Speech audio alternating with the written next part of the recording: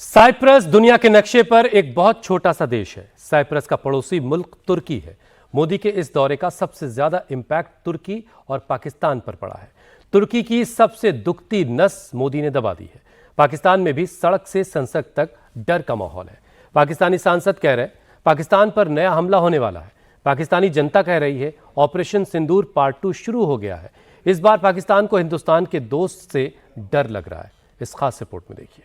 Israel ने Iran पर हमला किया, पाकिस्तान डरने लगा। ईरान पर जितने बम गिर रहे हैं पाकिस्तान उतना चिल्ला रहा है। ईरान के न्यूक्लियर प्लांट पर हमला, पाकिस्तान को एटम बम का डर क्यों लगा?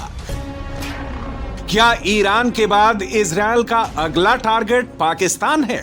पहली हेडलाइन देखिए, दूसरी हेडलाइन देखिए, तीसरी हेडलाइन देखिए, चौथी हेडलाइन देखिए। ये सारी हेडलाइन पाकिस्तानी हैं, पाकिस्तानी मीडिया और सोशल मीडिया की हैं। जब से ईरान पर हमला हुआ है पाकिस्तान कांप रहा है।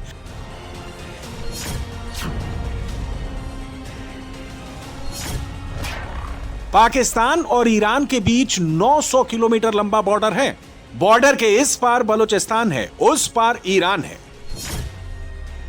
जब इजरायल ने ईरान पर 200 फाइटर जेट्स और मिसाइल से हमला किया तो वो बम पाकिस्तानी बॉर्डर के 500 किलोमीटर दूर तक गिरे।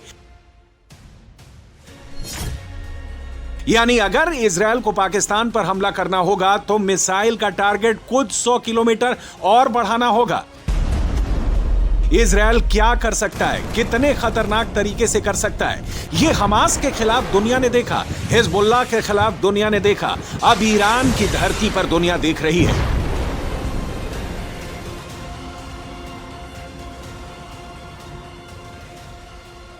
इजरायल जो बोलता है वो पूरा जरूर करता है।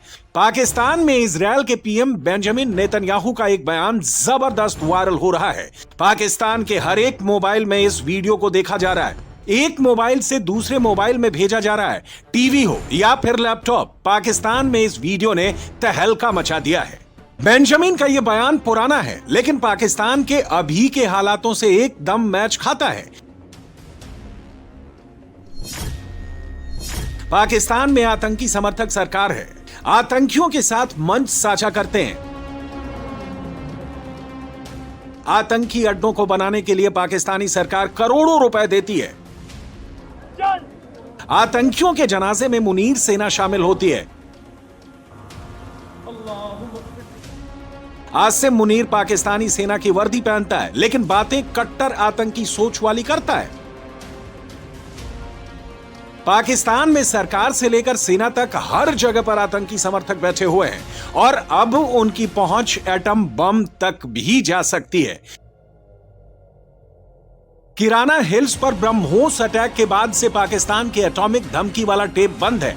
न्यूक्लियर वाली टोन और वॉल्यूम एकदम ऑफ हो गई है और अब ईरान के न्यूक्लियर प्रोग्राम वाले अड्डों पर इजरायल ने चुन चुन कर हमला किया है। क्या इजरायल का अगला मिशन पाकिस्तान होगा? एक बात पूरी दुनिया समझ चुकी है, जो बात इजरायल कहता है चाहे 5 साल पहले बोली है या 7 साल पहले ऐलान किया हो, उसको पूरा जरूर करता है।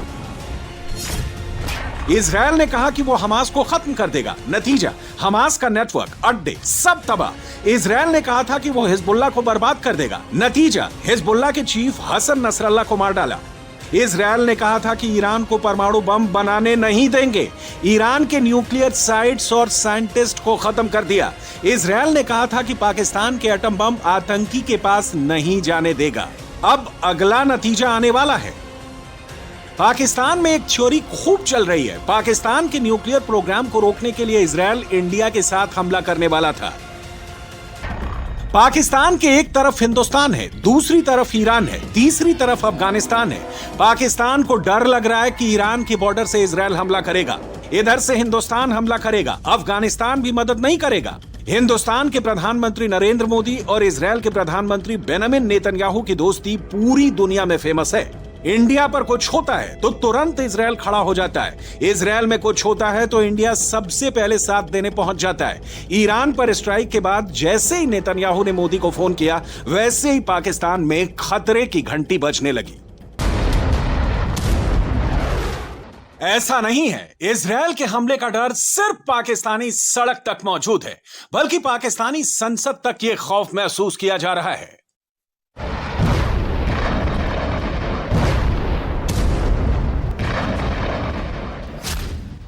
ये पाकिस्तानी विपक्ष के बड़े नेता अहमद कैसर हैं। 2022 तक पाकिस्तानी संसद के स्पीकर थे। ये जो बात कह रहे हैं उसके एक एक शब्द ध्यान से सुनिए। पाकिस्तान अब इस्लामिक काउंसिल बुलाना चाहता है, सारे मुस्लिम देशों की सबसे बड़ी बैठक करना चाहता है। इस्लामिक काउंसिल में 51 मुस्लिम देश शामिल हैं। पाकिस्तान इजराइल ईरान जंग को धर्म युद्ध बनाना चाहता है। पाकिस्तान हर जगह पर मजहब को बीच में ले आता है। पाकिस्तान की नींव इस्लाम के नाम पर रखी गई थी और पाकिस्तान आज तक इसका इस्तेमाल कर रहा है।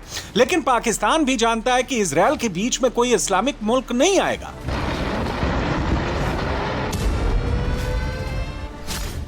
इजराइल और ईरान के बीच दुनिया के नक्शे में सीरिया, लेबनान, जॉर्डन, इराक और सऊदी अरब आता है। इजराइल ने जब ईरान पर हमला किया तो उसके फाइटर जेट्स या तो लेबनान, सीरिया के रास्ते हमला करने गए होंगे, या जॉर्डन, इराक के रास्ते, या फिर सऊदी, कुवैत के रास्ते।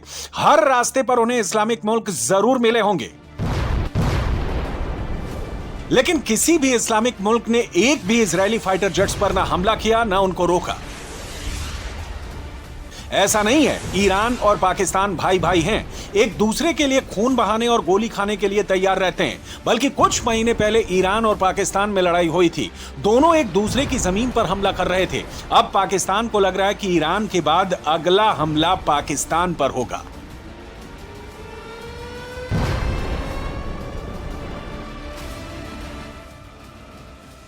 पाकिस्तान और इजराइल में जो सबसे बड़ा अंतर है वो है एयर पावर का। पाकिस्तान अगर पूरा जोर लगा दे तो भी उसका कोई भी मिसाइल या प्लेन इजराइल तक नहीं पहुंच सकते।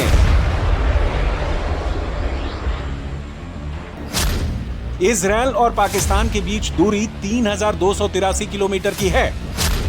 पाकिस्तान की जो सबसे लंबी दूरी की मिसाइल शाहीन 3 है, इसकी रेंज 2750 किलोमीटर की है। यानी अगर पाकिस्तान इसको इजराइल पर लॉन्च करता है तो यह मिसाइल इजराइल से पहले ही जॉर्डन या इराक में कहीं गिर जाएगी।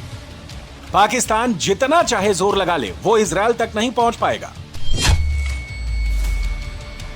बहुत कम लोगों को पता है कि पाकिस्तान पर लंबी दूरी की मिसाइल बनाने पर बैन लगा है। यह बैन अमेरिका ने लगा रखा है। पाकिस्तान इजराइल तक नहीं पहुंच सकता है, लेकिन इजरायली मिसाइल पाकिस्तान के कोने कोने पर हमला कर सकती है। यह इजराइल की जेरिको सीरीज की मिसाइल है। यह इजराइल की सबसे घातक, सबसे एडवांस मिसाइल है। जेरिको 2 की रेंज 4500 से 7800 किलोमीटर है। जेरिको 3 की रेंज 11500 किलोमीटर तक है। ये ईरान में इजरायली मिसाइल के हमले का वीडियो है। देखिए, एक इमारत की सिर्फ एक खिड़की पर ब्लास्ट हुआ है। यहीं से मिसाइल अंदर गई थी और ईरान में बड़े टारगेट को खत्म कर दिया। इजरायल की सबसे बड़ी ताकत उसकी टेक्नोलॉजी और इंटेलिजेंस है। इजरायल की खुफिया एजेंसी मोसाद इतना पावरफुल है, उसके पास इतनी सटीक जानकारी होती है कौन आतंकी कहां छिपा है, किस आतंकी ने कहां पर कौन सा हथियार, कौन सा बम छिपा रखा है, सब कुछ पता होता है। जैसे बेरूत में हसन नसरल्ला एक हॉस्पिटल के नीचे छिपा था, अंडरग्राउंड बंकर सिस्टम खड़ा कर दिया था। इस बिल के बाहर हसन नसरल्ला नहीं आता था ताकि इजरायल की मिसाइल से बचा रहे, लेकिन इजरायल ने जमीन के अंदर हमला करके उसको मार गिराया। पाकिस्तान की दुश्मन लिस्ट में सबसे ऊपर हिंदुस्तान है, फिर दूसरे नंबर पर इजरायल है और उसको डर है कि अब दोनों एक साथ आएंगे। क्या यही वजह है कि बिना बुलाए पाकिस्तानी फील्ड मार्शल अमेरिका जा पहुंचे? आसिम मुनीर को लगा था कि वो अमेरिका जाएंगे तो उनका शाही स्वागत होगा, उनके सम्मान में तोपें चलेंगी, अमेरिकी अखबारों के फ्रंट पेज पर फोटो के साथ हेडलाइन आएगी और वो ट्रंप से कहेंगे इजरायल और इंडिया को समझा दो। ट्रंप तुरंत हां बोल देंगे। मुनीर के हसीन सपने अमेरिका में लैंड करते ही टूट गए। इन बहुत ही मोतबर जराए से ये पता चला है कि ट्रंप एडमिनिस्ट्रेशन के जो कलीदी वजीर है उनमें से किसी ने भी अभी तक मुलाकात की हामी नहीं भरी। कोशिश भरपूर हो रही है, तो कोशिश ज्यादा यही है कि मार्को रूबियो या तुलसी गैबर्ट या जो डिफेंस मिनिस्टर है उनसे, या फिर लगे हाथ कोई भी आ जाए ट्रंप की जो कैबिनेट है उनमें से, या सदर ट्रंप के साथ कोई तस्वीर बन जाए। ये भरपूर कोशिश हो रही है, अभी तक उसमें फील्ड मार्शल साहब को नाकामी हुई है। हिंदुस्तान के दोस्त से पाकिस्तान डर रहा है और पाकिस्तान के दोस्तों का भी डरने का टाइम शुरू हो गया है, क्योंकि नरेंद्र मोदी ने यह नया दांव चला है जिससे सबसे ज्यादा दर्द पाकिस्तान के आका तुर्की को लगेगा। ऑपरेशन सिंदूर के बाद प्रधानमंत्री नरेंद्र मोदी की पहली विदेश यात्रा साइप्रस है। यह साइप्रस के राष्ट्रपति निकोस हैं, जो मोदी को रिसीव करने खुद एयरपोर्ट आए। साइप्रस दुनिया के नक्शे में बहुत छोटा सा देश है, चारों तरफ से समुद्र से घिरा हुआ। इसके एक साथ तुर्की है और यहां पर ही विवाद है। साइप्रस का तुर्की से पिछले 50 साल से विवाद चल रहा है। तुर्की ने 1974 में साइप्रस के एक हिस्से पर कब्जा कर लिया था और अब भारत साइप्रस के रिश्तों में नया दौर शुरू हो गया है। भारत और साइप्रस के बीच में डिफेंस डील भी हो रही है। इंडिया साइप्रस को हथियार देगा। जाहिर है, पाकिस्तान ने इंडिया के खिलाफ तुर्की के ड्रोन का इस्तेमाल किया था। तुर्की ने भी खुलकर पाकिस्तान का साथ दिया था। अब तुर्की फंस गया है। पाकिस्तान के एक तरफ इजराइल ईरान पर हमला कर रहा है, मुनीर को इजराइल का डर सता रहा है। दूसरी तरफ पाकिस्तान के दोस्तों की घेराबंदी शुरू हो गई है।